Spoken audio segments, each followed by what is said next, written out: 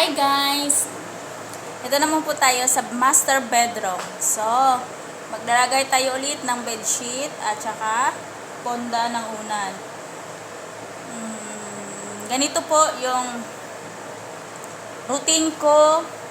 Minsan di aabot ng 15 days, minsan naaabot na siya ng 15 days. Pero nag-a-advantage na po ako maglagay para po is hindi masyado maraming gawain. So, ganito po, pag tayo ay nagtrabaho sa condo, sa hotel, dapat aware tayo sa mga gawain na sa loob. At saka priority po natin is ang kagamitan sa loob. Ingatan na hindi mabasag o masira. So, ngayon, same lang din po kahapon na nag-general cleaning ako. So, hindi ko muna nilagyan siya ng sapin or bedsheet kasi mas gusto kong after mo na or kinabukasan mo na lagyan. Para at least ba So, ngayon mag-start po tayo mga palangga. So, ito na po. Gawin po natin ang dapat natin gawin. So, wag natin ikahiya ang trabaho natin basta't nasa mabuti at magandang pamamaraan at magiging proud po tayo kasi marami tayong alam sa loob ng bahay na gawain. Ay, hindi naman to bahay. Sorry, wrong. Sa loob ng kondo, no? Kasi lahat ng mga nandito is dapat ingatan mo. Like sa mga furniture, no? Mga furniture naka ano po yan ang furniture na naka-display. Yan po. So dapat yan every 15 days or maybe hindi pa abot ng 15 days napunasan na yan.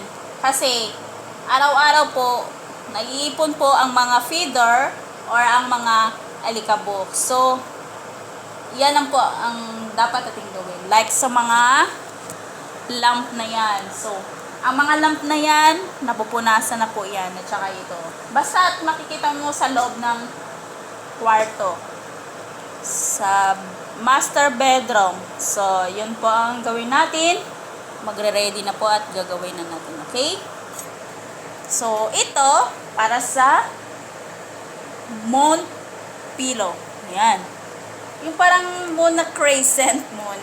Yeah, ito po yung parang kakaumpisa pa lang ng moon na kung sa salita natin is paglabas ng moon na first day or second day. Ganyan siya. So, ang tawag dyan is crescent moon. Yata yon. Tandaan ko yung crescent moon. Yun po siya. May pillow na crescent moon. Si ma'am. So, ayan, ganyan siya. So, maglalagay tayo. Unahin po natin is ang bedsheet.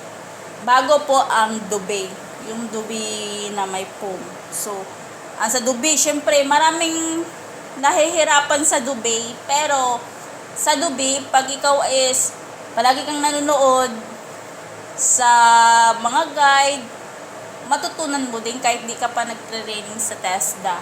So, hindi naman din kami perfect sa lahat ng mga bagay. Pero, that actually naman na dapat marunong din tayong makipag, at saka malaman natin kung ano ang mga bagay na hindi natin natutunan pa. So, yan po. Yun din ang natutunan ko nung nag-aaral po ako sa TESDA, no? Nagte-training, nag-actual. But, ngayon, dito tayo sa condo, so ganun talaga. Ang condo, hotel, mga linis na pamaraan, isa lang pa rin yan sa loob ng bahay. So, supposed to be iba talaga yung sa tayo sa condo, tsaka sa mga hotel. So, lahat, basta masasabi ko sa inyo, lahat ng nakikita nyo sa loob, kailangan punasan, ingatan ang mga bagay. Yan po. So, mag-start na po tayo. Dapat po by side po. No? By side. Dapat po tayo. Para maganda po ang tignan ang sakit. So, this part. Yan. Dapat nakapasok siya sa ilalim, same sa ibaba. Kasi ganyan lang, para hindi siya kakalbo. Tapos, iba isa.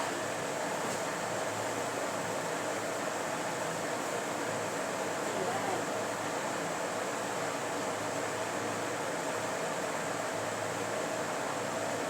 Alam ko, sabi ng iba, kung maliit ka, hindi mo kaya. Pero supposed to be, karamihan sa mga maliliit, sila ang matitibay. Hindi naman inanabi yung mga malalaki. Siyempre, meron din maliit na hindi kaya, meron din malaki na hindi kaya. Diba? Parang kasi ako nagkilalang ganyan. So, hindi lahat ng mataba kaya, hindi kaya. Okay? Respeto po, bawat isa.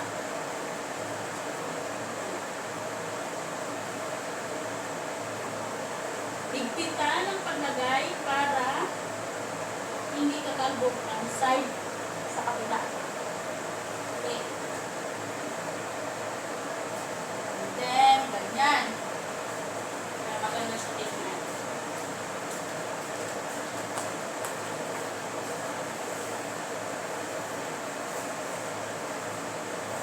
Papasok sa kabila. Yan. Dapat i-end mo sa gitna. No? Sa gitna. Dalasan sa gitna. Kasi sabi nila, sa gitna, pag hindi mo siya pinantay, tatalbo o masisira ang kanan by side. Ganyan ka. Tapos, pag meron man siyang orbo, i-insert mo siya sa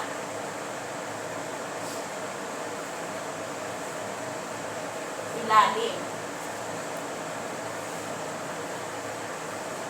Ganyan lang po siya.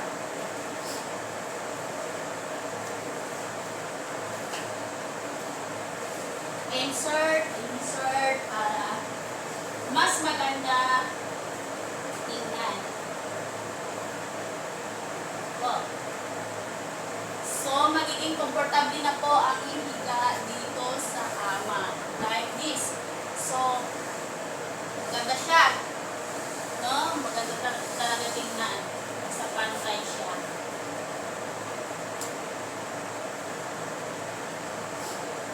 Okay. Pagkatapos, maglalagay tayo ng, yan maganda siya tingnan. Nakaipit ang side by side. Yan po. Nakaipit po siya. No, maganda siya tingnan. Pag ganito siya, maganda tingnan, so pantay po siya lahat. Yan. Ngayon, maglalagay na po tayo ng duvet, no? So, ayusin natin po.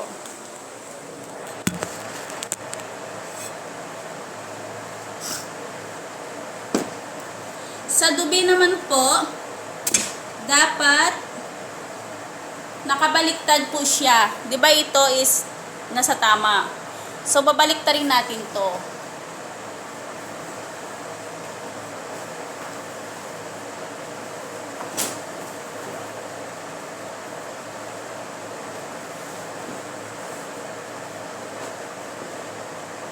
Ayan. Ito po yung mga butones. No, button or English. May nalaman pa akong English. Tsaka, bubuksan natin at babaliktarin. Diba?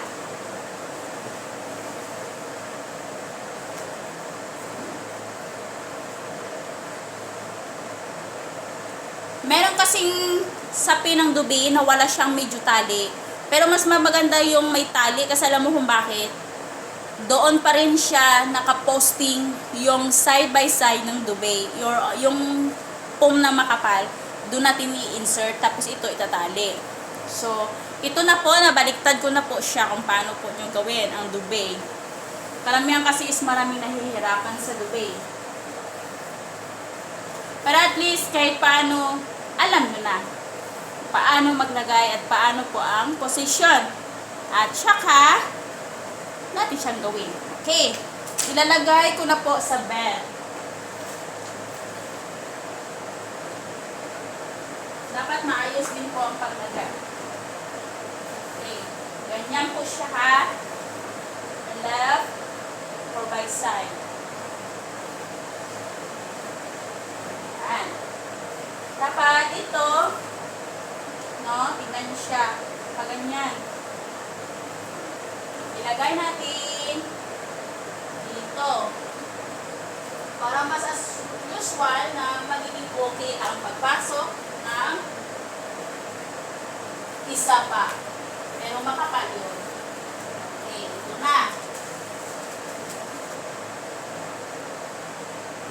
Mas natin.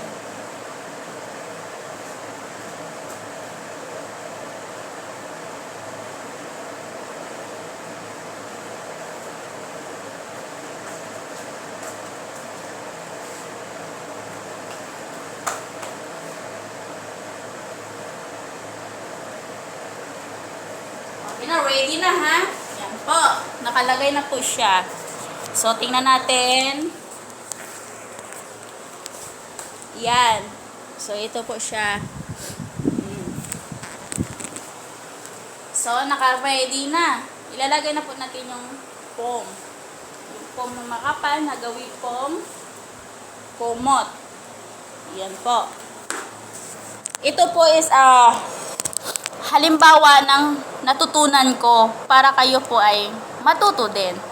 At least, nakapag-share kami ng idea sa hindi pa alam o gusto pa lang matuto.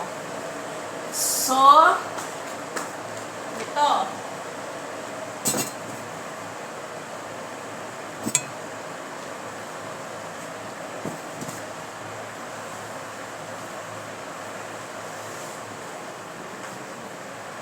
Charan! Ito po siya ilalagay natin. So, nakikita nyo po ito.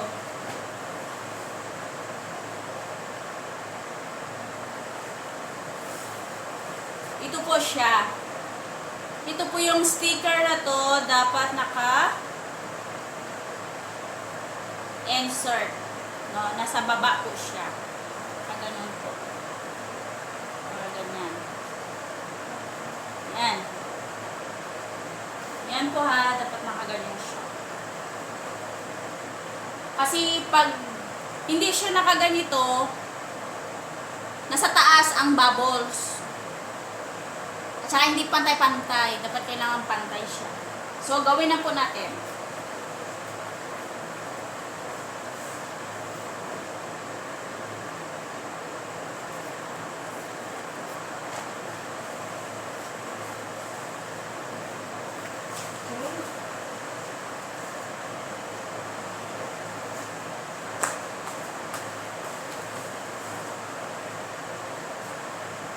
Yan. Tali siya. Kasi para mas bitter, mapantay.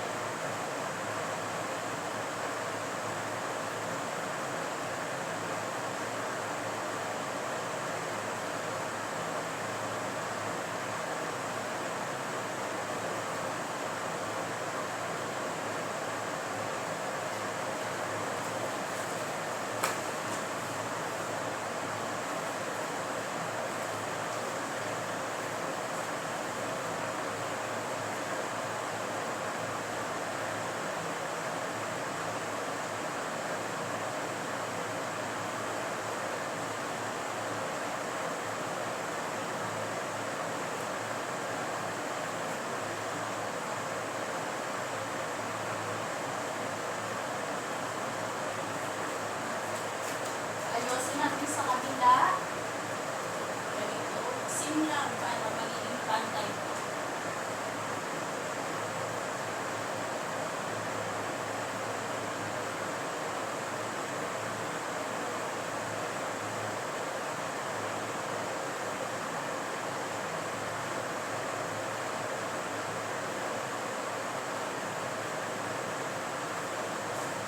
Kasi pag marami ng pipili.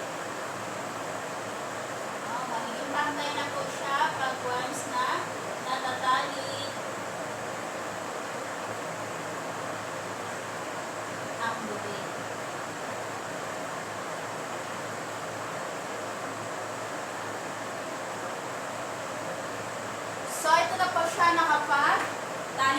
tayo. Ito ang gamitin natin. Okay. This one side. So, magro-roll na po tayo. No? Naipatong ko na po siya. So, magro-roll tayo.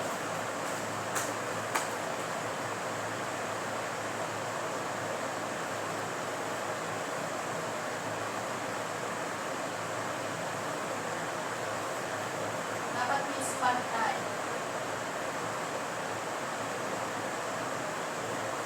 Yan.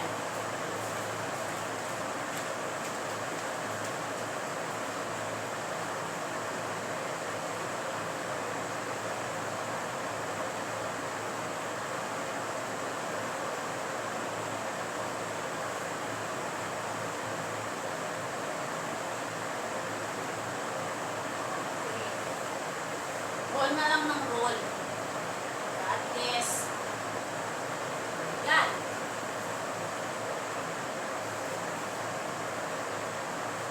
Roll hanggang matapos. So, dapat maayos ha. Para maganda siya. Pag nakita nyo nakaganito, ayusin. Yan. For at least, magiging pantay siya. Pwede rin sa gitna ka para masabay mo siyang gano'n. Yan. Ba't magiging mapag-idea ka po sa mga ganitong agad. At, pero mo siya ulit. Okay, patapos na.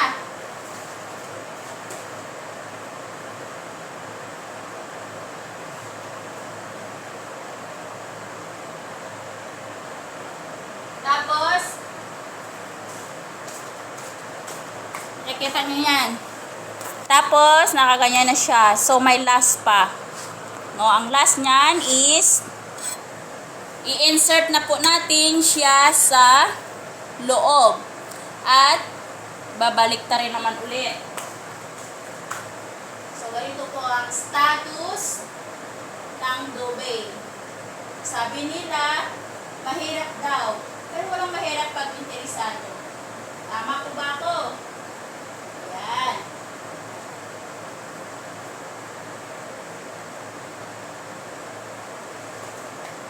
Okay. Ganyan siya. Tapos, i-insert ng ganito yung kamay mo para makukuha mo ang sa loob. Ganyan, tupi. Hanggang aabot siya. Ganito.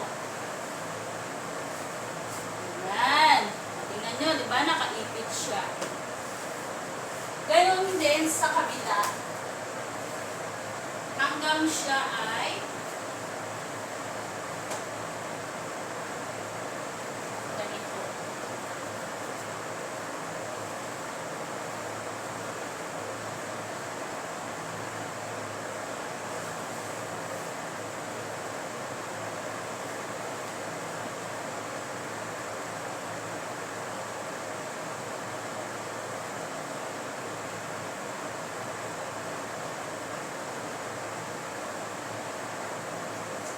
Babalik ta rin ko po.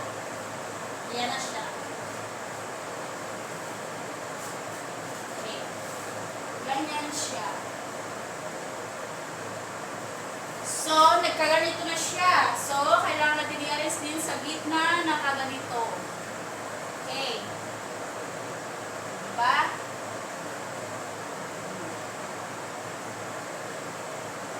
Nakapasok na po siya.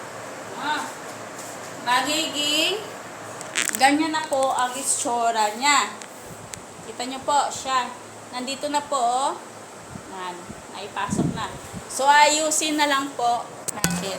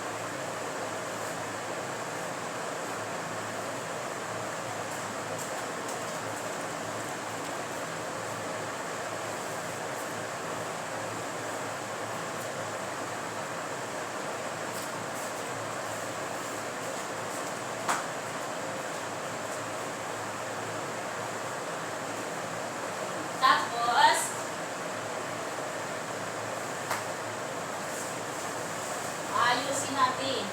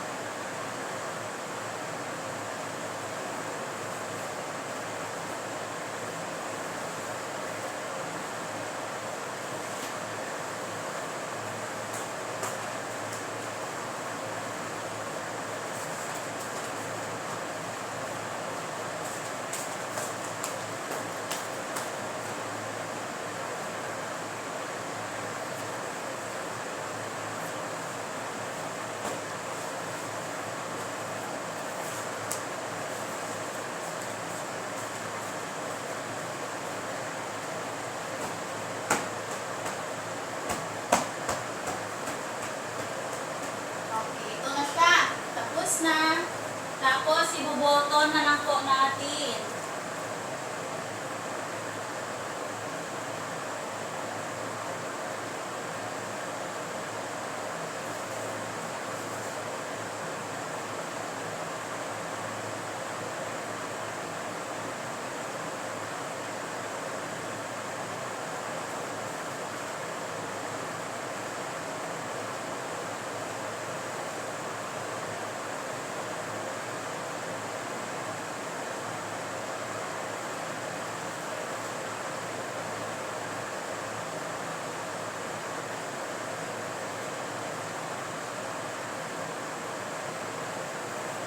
Okay. So, wala siyang bubbles. Kikita nyo naman, di ba? Pantay siya. So, yan. Yan po, guys. Okay. Tapos, ayusin natin.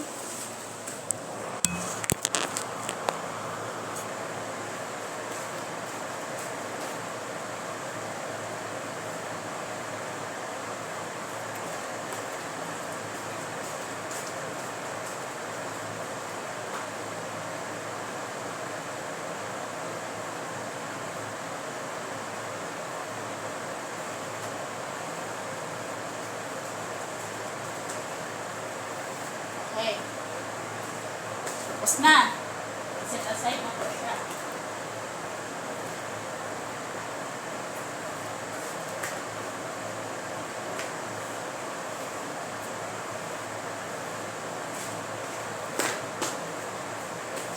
Tapos ito na po siyang sinasabi ko muna na crescent moon. Di makita nyo parang na buwan na unang latik ng buwan sa sa langit. Crescent moon. Crescent pillow.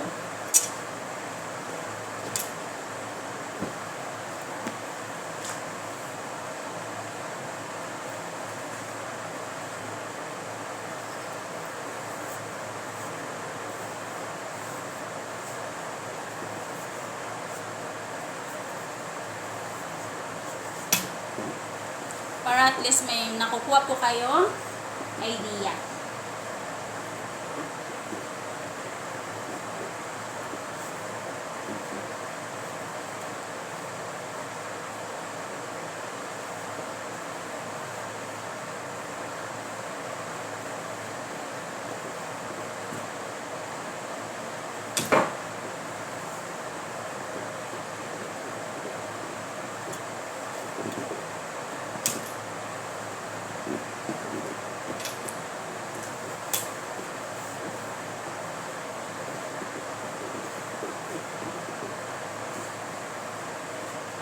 O guys, ito na po siya.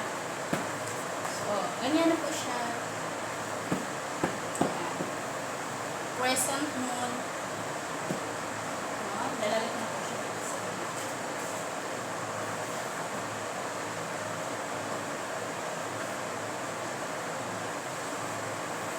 Yan. Tapos,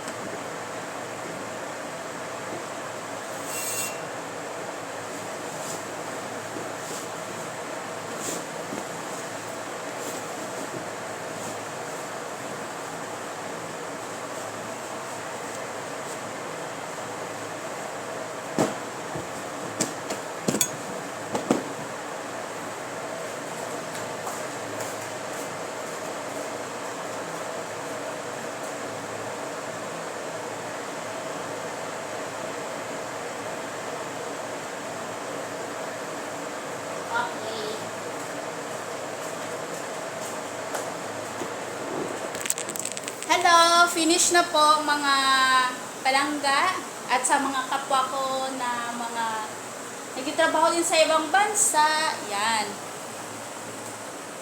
Yan po siya. Alam niyo naman mga guys, kahit mga first timer tayo noon, no, hindi pa natin alam yun. Kasi sabi mo kung kaya mo. Pero ngayon, no, syempre OFW din ako dati. Ngayon, nandito na ako sa so, ganun pa rin ang gawin natin ito. At least marami tayong matutunan. Yan po, hello sa mga kababayan natin. Yan na po, natapos ko na po yung actual na gawain. Yan.